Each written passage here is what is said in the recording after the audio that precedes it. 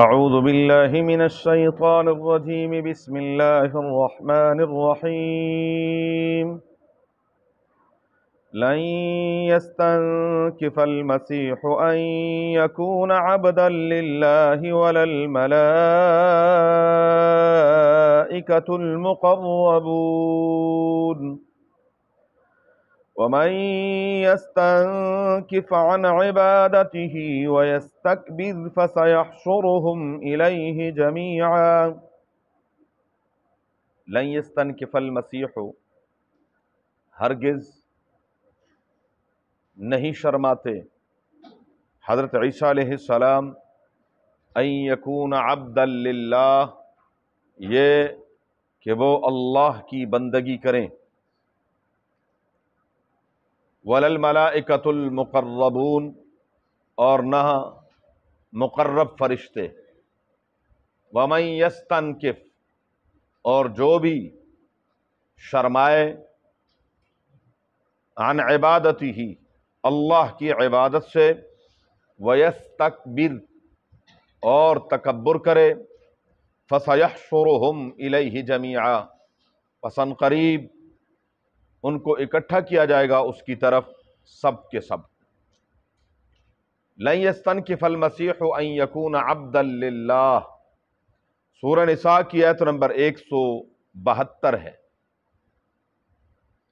پچھلی آیت میں اللہ تبارک و تعالیٰ نے اہل کتاب کو خطاب فرما کر تنبیہ کی تھی لا تغلوا فی دینکم، دین میں حد سے زیادہ آگے مت بڑھو، تجاوز مت کرو، غلو مت کرو، لا تغلوا فی دینکم ولا تقولوا علی اللہ الا الحق، اللہ پر سچ کے سوا حق کے سوا کوئی بات نہ کہو، اپنی طرف سے کوئی بات اللہ کی طرف نعوذ باللہ منسوب مت کرو۔ اللہ تعالیٰ فرماتے ہیں وَمَنْ أَظْلَمُ مِمَّنِ افْتَرَىٰ عَلَى اللَّهِ كَذِبًا، اس سے بڑا ظالم کون ہو سکتا ہے جو اللہ پر جھوٹ بولتا ہے۔ اللہ ہم سب کو محفوظ فرمائے۔ اور اس میں اگلی بات بھی یاد رکھیں کہ اللہ پر جھوٹ بولنا بہت بڑا ظلم ہے۔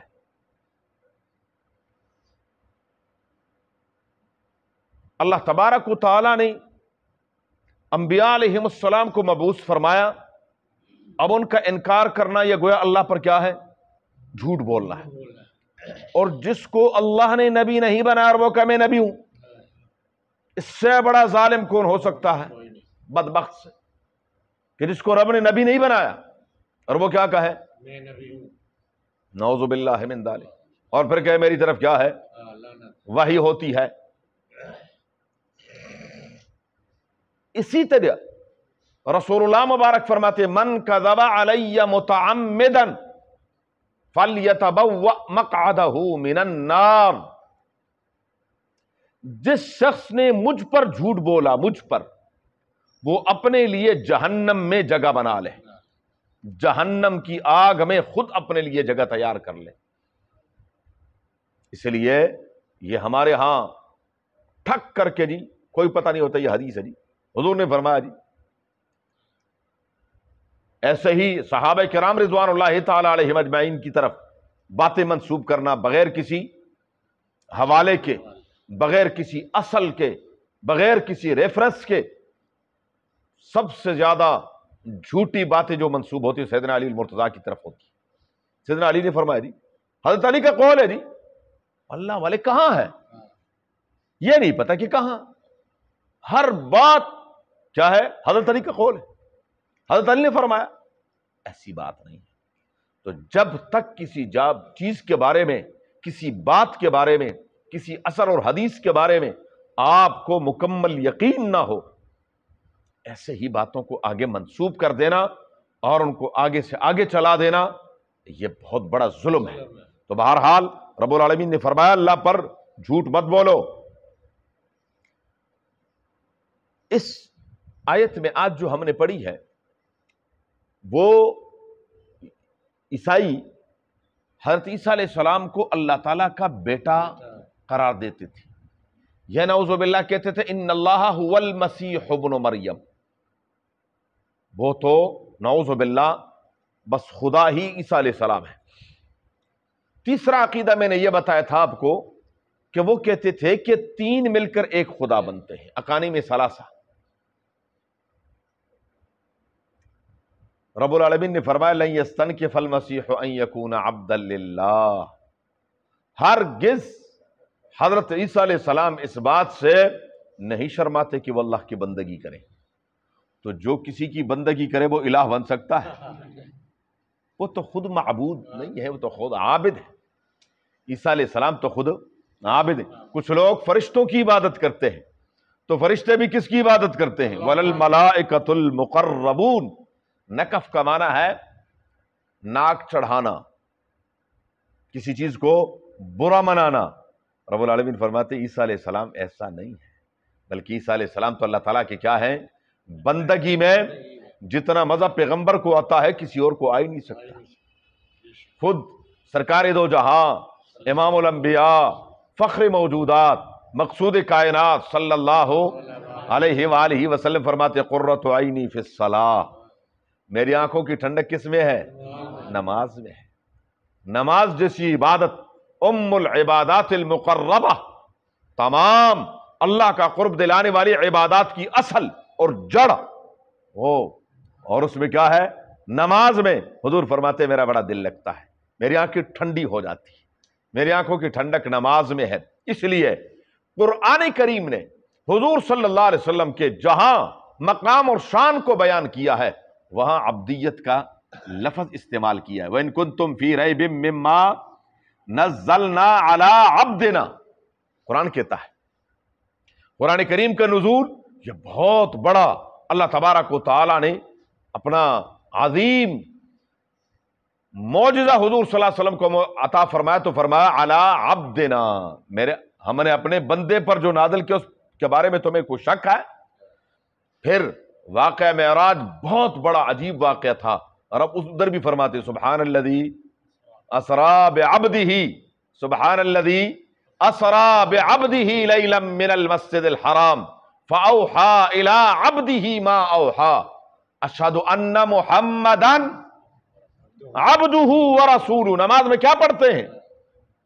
اشہد ان محمدا، یہ خود پڑھتے ہیں یا کسی نے سکھایا ہمیں؟ بولے کس نے سکھایا؟ یہ رسول اللہ صلی اللہ علیہ وسلم نے خود ہمیں سکھایا۔ عبداللہ ابن مسعود رضی اللہ تعالیٰ عنہ فرماتے ہیں کہ ہمیں التحیات یہ الفاظ نبی کریم صلی اللہ علیہ وسلم نے ایسے مجھے سکھائے جیسے کہ قرآن کی آیت سکھاتے تھے۔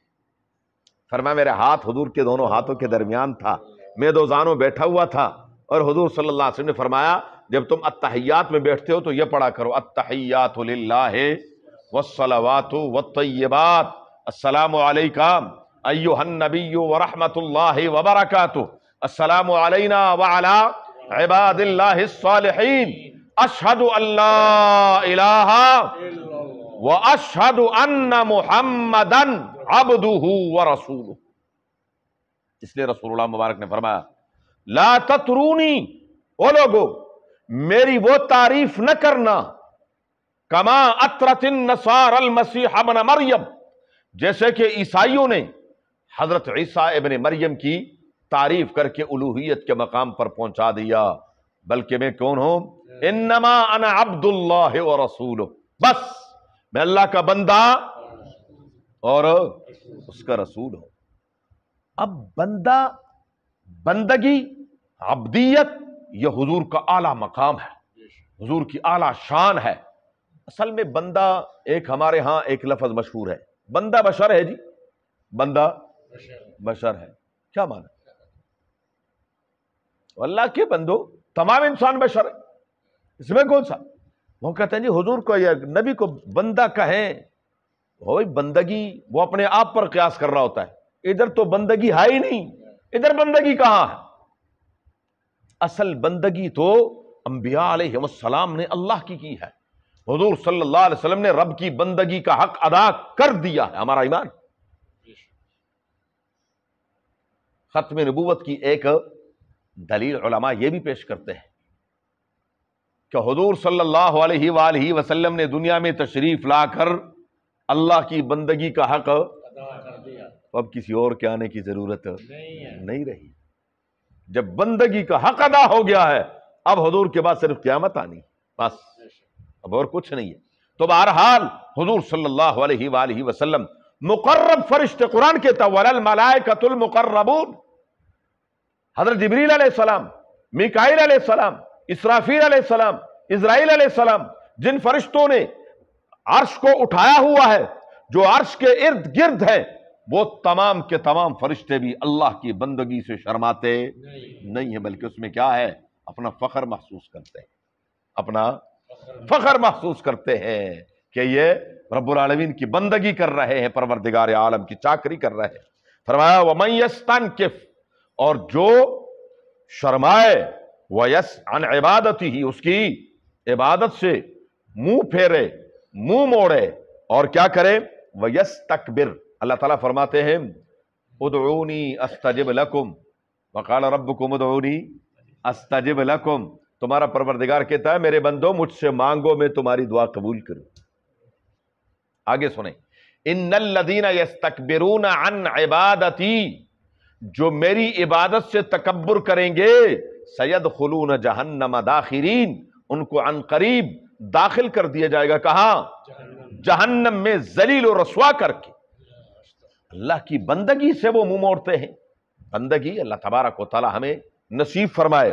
فرمایا وَيَسْتَكْبِرُ، اور تکبر کرتا ہے تو فَسَيَحْشُرُهُمْ إِلَيْهِ جَمِيعًا، ہاں بندگی ہے صرف کس کی، اللہ کی، إِيَّاكَ نَعْبُدُ وَإِيَّاكَ نَسْتَعِينُ، بندگی، عبادت اللہ کے سوا کسی کی بھی نہیں ہے، کیوں، معبود اس کے سوا کوئی نہیں ہے۔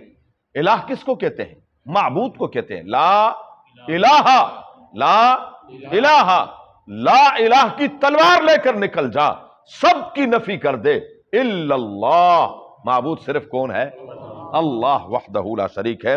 تو جو اللہ کی عبادت سے انکار کرے گا، پروردگار عالم فرماتے ہیں ان کو ذرا میرے پاس آنے دے، پھر ان کو پتہ چل جائے گا کہ عبادت کیا ہے۔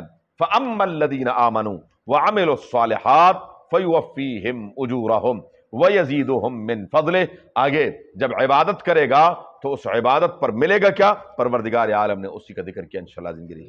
اللہم صلی اللہ علیہ وسلم كما صلیت علی ابراہیم وعلی آل ابراہیم انک حمید مجید، اللہم بارک علی محمد وعلی آل محمد كما بارکت علی ابراہیم وعلی آل ابراہیم انک حمید مجید، اللہم ارحمنا بالقرآن العظیم، اللہم ارحمنا بالقرآن العظیم، اللہم ارحمنا بالقرآن العظیم، واجعله لنا اماما ونورا وهدى ورحمة یا رب العالمین، اللہم ذکرنا منہ ما نسینا وعلمنا منہ ما جہلنا وارزقنا تلاوته آناء اللیل واطراف النہار واجعله لنا حجة یا رب العالمین، اللہم نور قلوبنا بالقرآن وزین اخلاقنا بالقرآن ونجنا من النار بالقرآن وادخلنا الجنة بالقرآن، اللہم یا مقلب القلوب، اللہم یا مصرف القلوب، ثبت قلوبنا على دینك وطاعتك، اللہم حصل مرادنا ویسر امورنا، اللہم حصل مرادنا ویسر امورنا، اللہم حصل مرادنا ویسر امورنا بجاہ حبیبک المصطفى ونبیک المرتضى